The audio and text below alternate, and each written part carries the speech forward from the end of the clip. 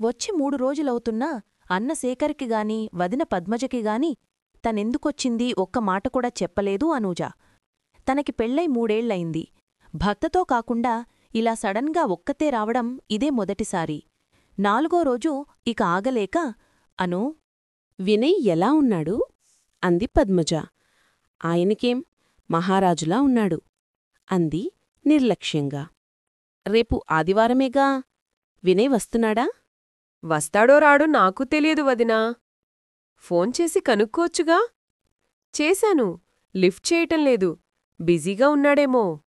ఇంకా అక్కడే ఉంటే వదిన ఇంకేమైనా అడుగుతుందేమోనని తలస్నానం చేసి వస్తాను వదినా అని బాత్రూంకి వెళ్ళింది అనూజ. పిల్లి కళ్ళు మూసుకుంటే పగలు చీకటి అవుతుందా?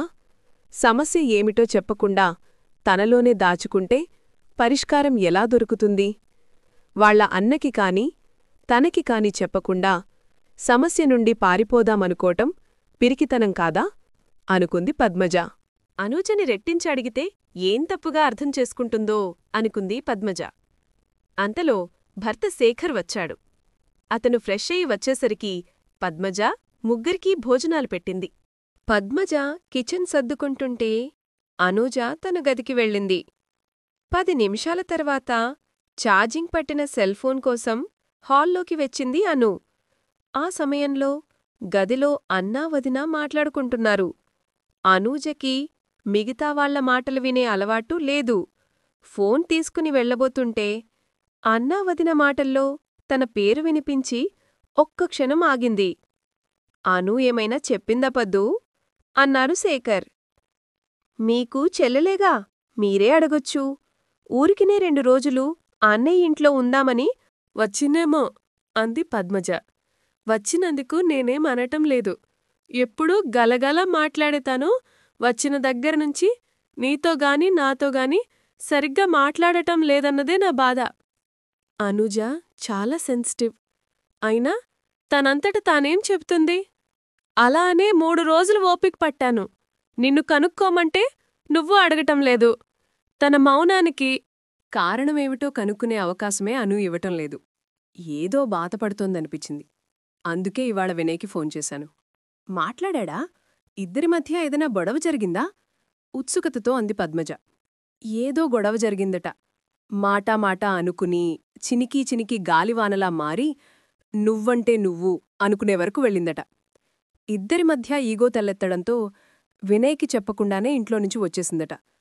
అనూజదే తప్పన్నట్టు అతను మాట్లాడాడు. ఇద్దరూ చాలా అన్యోన్యంగా ఉంటారు కదా.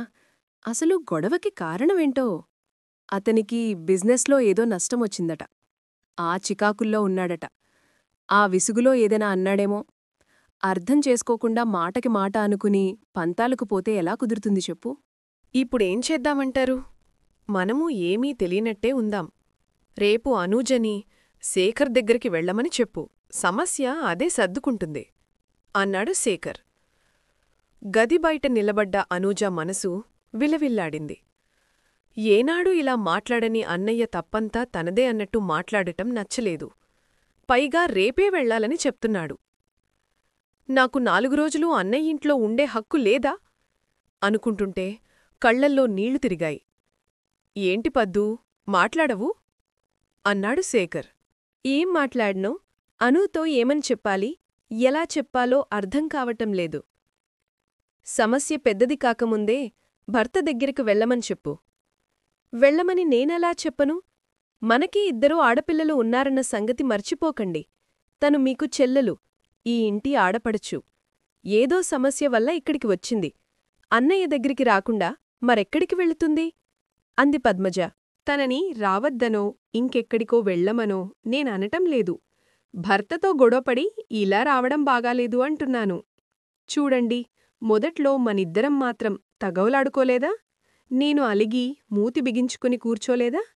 ఇవన్నీ మొగుడూ పెళ్ళాళ్ల మధ్య సహజం. అవే సర్దుకుంటాయి అంది పద్మజ. నిజమే, కాని మన తగాదాలు 4 గోడల మధ్యనే వచ్చిపోయేవి. ఇలా చుట్టుపక్కల వాళ్లకి తెలిసి నలుగురూ నవ్వుకునేలా ఏనాడూ జరగలేదే. వినయ్ ముందు నిలబడ్డానిక్కూడా అర్హతలేనివాళ్లు వచ్చి అతనికి బుద్ధులు చెప్తుంటే అతనికి ఎలా ఉంటుందో చెప్పు? ఎంతసేపు పొరుగింట్లో ఏం జరుగుతోందో అని ఆరా తీయడం. ఉన్న విషయానికి చిలవలు పలవలు కల్పించి నలుగురికి చెప్పడం కొంతమందికి అలవాటు. అలాంటి వాళ్ళని ఎక్కడ ఉంచాలో అక్కడే ఉంచాలి. అలాంటి గురువిందలు తమకు నలుపే లేదన్నట్టు మాట్లాడతారు. వాళ్ల మాటల్ని పట్టించుకుంటే నష్టపోయేదే మనమే. నిజమే. ఇప్పుడేం చేద్దాం? కంగారు పడకండి. ప్రతి సమస్యకి ఓ పరిష్కారముంటుంది. నెమ్మదిగా అనుజతో మాట్లాడ్దాం. తను మనసు కష్టపెట్టుకుని ఇక్కడికొచ్చింది. తనని మనమే అర్థం చేసుకోవాలి. వాళ్ళిద్దరి మధ్య ఏం జరిగిందో తెలుసుకుని సమస్యకి పరిష్కారం చూపించే బాధ్యత మనిద్దరిది. తనకి మనం అన్నావదనలం మాత్రమే కాదు, అమ్మానాన్నల్లా కడుపులో పెట్టుకుని ఆదరించాల్సింది మనమే అంది పద్మజ. గది బయట అనూజ మౌనంగా వింటోంది. పద్మజ మాట్లాడుతూ, కోర్టులో కూడా ఇరుపక్షాల వాదనలు విన్నాకే తీర్పు చెప్తారు. మీరు వినయ్ చెప్పిందే విని అనూజదే తప్పని తీర్మానించడం సబబు కాదు. మగాళ్లకే సమస్యలు, చికాకులు, బాధలు ఉంటాయా? అలాంటి సమయంలో వాళ్లు ప్రదర్శించే కోపం, విసుగు భార్యలే భరించాలా? అనూజ కూడా ఎంఎస్సీ వరకు చదువుకుంది. కార్పొరేట్ కాలేజీలో లెక్చరర్గా పనిచేస్తోంది. తనకీ సమస్యలు, వర్క్ టెన్షన్లు ఉండవా? వాటిని తనే భరించాలా? ఇదెక్కడ న్యాయం? అంది పద్మజ. శేఖర్ మౌనంగా వింటున్నాడు. నేను మీ భార్యగా ఈ ఇంటికొచ్చేసరికి అనూజ తల్లిలేని చిన్నపిల్లండి. ఇదే మన పిల్లలకి జరిగితే ఇలాగే అంటామా? రేపాలోచించవచ్చు. పడుకోండి అంది పద్మజ తను పడుకుంటూ. గదిబయట నిలబడ్డ అనూజ తన గదికి వెళ్లి తలుపేసుకుంది. నిద్రపట్టటం లేదు. ఆమె ఆత్మాభిమానం కళ్ళని తడిచేస్తోంటే మనసు గతంలోకి వెళ్ళింది. అనూజాది ఆవరేజందమే. బుద్ధిశాలి, అణకువతోబాటు స్వాభిమానం ఎక్కువ. వ్యక్తిత్వంలో తనకు తానే సాటి అని ఖచ్చితంగా చెప్పొచ్చు. వినయ్ చాలా తక్కువగా మాట్లాడతాడు. ఇంటెలిజెంట్. ఇంజనీరింగ్తో ఆగకుండా ఎంబీఏ కూడా చదివాడు. అనుకున్నది సాధించే వరకు నిద్రపోడు. అభ్యుదయ భావాలు కలిగిన ఉన్నత వ్యక్తిత్వం అతనిది. ఇలాంటి మనస్తత్వాలున్న వినయ్కి, అనూజకి పెళ్లి కుదిరింది. ఆమె వ్యక్తిత్వానికి అతను ఫిదా అయితే అతని అందానికి, ఆశయాలకి అనూజ ఆకర్షితురాలైంది. తన ఏకైక చెల్లెలికి కట్నమిచ్చి ఘనంగా పెళ్లి చెయ్యాలనుకున్నాడు శేఖర్. కట్నం సంగతి ప్రస్తావించగానే తను వరకట్నానికి వ్యతిరేకినంటూ అలాంటివేమీ వద్దన్నాడు వినయ్. పెళ్లి తర్వాత ఇద్దరి మధ్యా చిగురించిన ప్రేమ ఒకర్ని వదిలి ఒకళ్ళు ఉండలేనంత గాఢంగా పెనవేసుకుంది. అన్యోన్యతకి కేరఫ్ అడ్రస్ వీళ్ళిద్దరే అన్నట్టు ఉండేవాళ్లు. మొదటి పెళ్లిరోజు ఘనంగా జరుపుకున్నారు. 2 ఏళ్ల తర్వాత చేస్తున్న సాఫ్ట్వేర్ ఉద్యోగానికి రిజైన్ చేసి మరో పార్ట్నర్ కలిసి స్టార్టప్ కంపెనీ మొదలుపెట్టాడు వినయ్. కొన్నాళ్లు బాగానే సాగింది. పార్ట్నర్ మోసం చేయడంతో అతణ్ణి తొలగించాడు. కాని ఆర్థిక ఇబ్బందులు తలెత్తాయి. డబ్బుకోసం ఏం చెయ్యాలో తోచలేదు. 2-3 ఫ్రెండ్స్ని అడిగాడు. ఎక్కడా వర్కౌట్ కాలేదు. అడిగిన వాళ్లల్లో ఓ ఫ్రెండ్ సుజిత్. నువ్వు కట్నం తీసుకోకుండా పెళ్లి చేసుకుని మంచివాడిది అనిపించుకున్నావు. వాళ్లని నువ్వు కట్నం అడగలేదు సరే, వాళ్లంతట వాళ్లే ఇస్తామన్నా నువ్వు తీసుకోలేదు. దీనివల్ల ఒరిగిందేమిటి?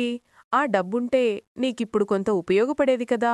మీ బావమరిదిని ఇప్పుడు ఇవ్వమని అడుగు అని చెప్పిన మాటలతో వినయ్ ఒక్క క్షణం ఆలోచనలో పడ్డాడు. కాని శేఖర్ని కట్నంగా డబ్బొడగటానికి వినయ్ సంస్కారం అంగీకరించలేదు. అయితే ఒక పనిచెయ్, కట్నంగా కాకపోతే ప్రస్తుతానికి అడ్జస్ట్ చేయమని అడుగు. నీ బిజినెస్ పికప్ అవగానే తిరిగి ఇస్తానని చెప్పు అన్నాడు. అదే రోజు బ్యాంక్లో కట్టాల్సిన డబ్బు 2 రోజుల్లో కట్టాలని నోటీసులు రావటంతో వినయ్ చిరాగ్గా ఇంటికి వచ్చాడు. ఇల్లు తాళం వేసుంది. తను కొలీగ్తో బయటికి వెళ్ళానని, ఓ గంటలో వస్తానని వినయ్కి ఫోన్ చేసి చెప్పింది అనూజ. వినయ్ లోపలికెళ్ళి డ్రెస్ మార్చుకుని వచ్చి సోఫాలో కూర్చున్నాడు. ఆ సమయంలో మరో బ్యాంక్ మేనేజర్ కూడా ఫోన్ చేశాడు. డబ్బు కోసం బావమరిదికి ఫోన్ చేయాలనుకున్నాడు కాని మనసు అంగీకరించలేదు. అప్పుడే సుజిత్ ఫోన్ చేస్తే మాట్లాడుతూ, నువ్వు చెప్పిందే కరెక్టు. పెద్ద త్యాగిలా నేనే ముందుచూపు లేకుండా కట్నం వద్దని శేఖర్ దగ్గర బింకాలిపోయాను. ఇప్పుడు ఆ డబ్బుంటే ఈ సమస్యలు కొంత తీరేవి. కట్నం వద్దన్న నా అభ్యుదయ భావాలు నన్నేం ఉద్ధరించాయి అంటుంటే అప్పుడే లోపలికి వచ్చిన అనూజ ఆ మాటల్ని వింది.